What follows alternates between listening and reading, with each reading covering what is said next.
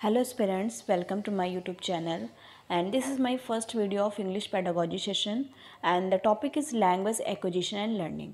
भाषा अर्जन और अधिगम. तो what is the basic difference between acquisition and learning?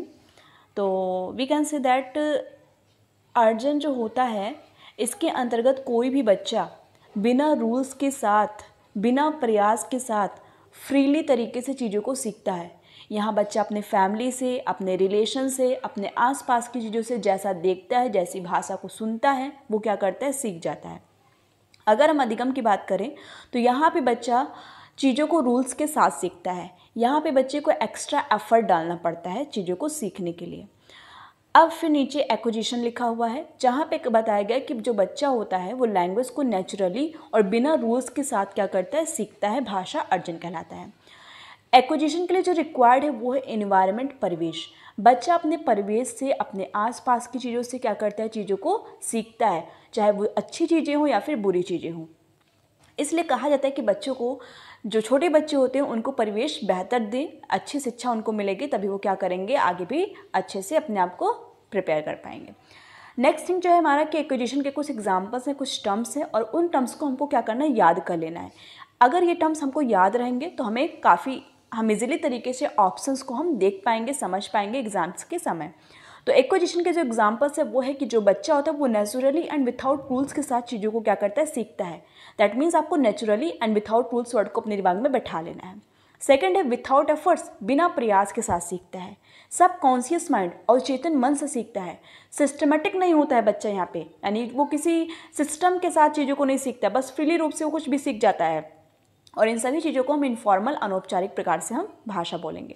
यहाँ पे बच्चे क्या करते हैं, पिकअप द लैंग्वेज, अपने इन्वायरमेंट से जैसा लैंग्वेज देखता है उसको क्या करता है, वो सीख जाता है. और जो ये हमारा एक्विजिशन है इसको हम फर्स्ट लैंग्वेज, मदर टंग या फिर हम नेटिव लैंग्वेज, इसमें से हम कुछ भी बोल सकते हैं. तो अगर हमारा एक्विजिशन टर्म आएगा तो आपको इतने सारे वर्ड्स अगर आपके माइंड में होंगे तो आप काफ़ी अच्छे से अपने प्रश्न के सही आंसर दे पाएंगे. नेक्स्ट है हमारा लैंग्वेज लर्निंग, भाषा अधिगम. ठीक है, तो भाषा अधिगम में क्या होता है, यहाँ पे जो बच्चा होता है वो डेलिबरेटली विथ रूल्स के साथ चीज़ों को क्या करता है, सीखता है. यहाँ पे जो बच्चों के लिए जो रिक्वायर्ड है वो है मोटिवेशन. मतलब कि अगर बच्चा सीखना चाह रहा है तो ऐसा नहीं वो क्लास में गया, बैठ गया, सीख जाएगा, ऐसा नहीं है.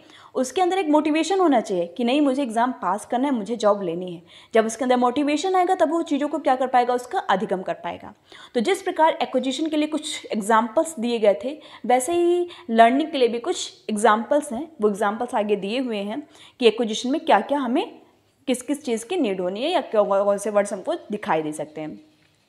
तो जो पहला वर्ड है वो डेलिबरेटली विथ रूल्स. बच्चा रूल्स के साथ चीज़ों को क्या करेगा, यहाँ पे सीखेगा.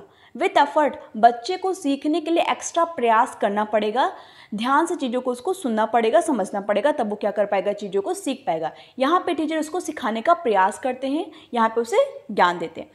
नेक्स्ट है कॉन्शियस माइंड, मीन्स बच्चा जो होता है वो चेतन मन के साथ बैठकर चीज़ों को समझता है. ऐसा नहीं कि मस्ती मजाक में, एकदम ध्यान से वो क्या करेगा, चीज़ों को सीखेगा.